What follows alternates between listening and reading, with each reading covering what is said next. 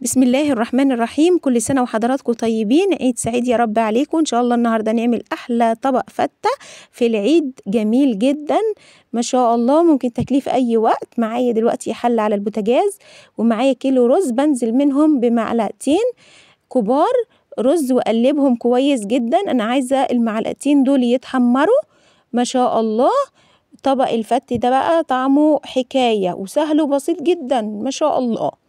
اللهم بارك. ادي الرز معايا اتحمر خلاص ما شاء الله. اروح مزوداه ورق لوري ما شاء الله، واروح نازله بكميه الرز معايا، واروح نازله كمان بمعلقه ملح ما شاء الله، واقلبهم كويس جدا علشان الميه اللي في الرز تتشرب مني كويس، والرز معايا يسخن عشان يطلع معايا مفلفل ما شاء الله. واروح بقى نازله بمعيار الميه معايا بعد ما الرز سخن ما شاء الله. اللهم بارك ما شاء الله.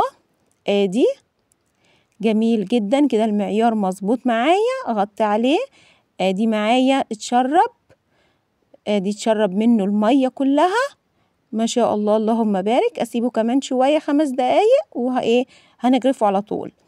ادي عندي هنا بقى بجهز الصلصه.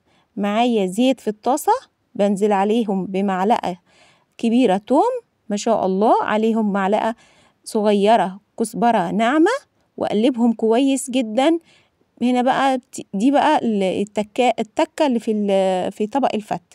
عندي هنا بقى اللحمه دي انا سلقاها ما شاء الله، خدتها من الشوربه بتاعتها، واروح نازله بقى بيها على تحميره التوم مع الكزبره، تدي نكهه جميله جدا.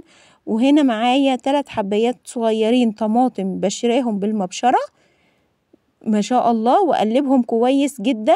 واروح حاطه معلقه صغيره فلفل اسمر تديها تطعيمه جميله جدا. هنا بقى اسيب الطماطم تتسبك شويه. ادي اللحمه معايا والطماطم اتسبكت. في هنا بقى مكان التوم اللي في الهون اللي انا دقاه، بروح مزوداه كوبايه شوربه، واروح نازله بيه على اللحمه مع التوم مع الطماطم، تديني صوص روعه ما شاء الله. اللهم بارك.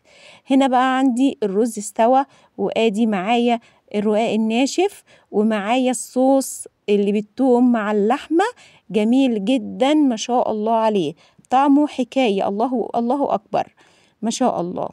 هنا بقى الرقاق الناشف حطيته معاهم على الرز، عليه الرز. وادي هنا بوزع بقى كمية اللحمة معاكي، بتوزعيها بقى على طبق الفتة ما شاء الله.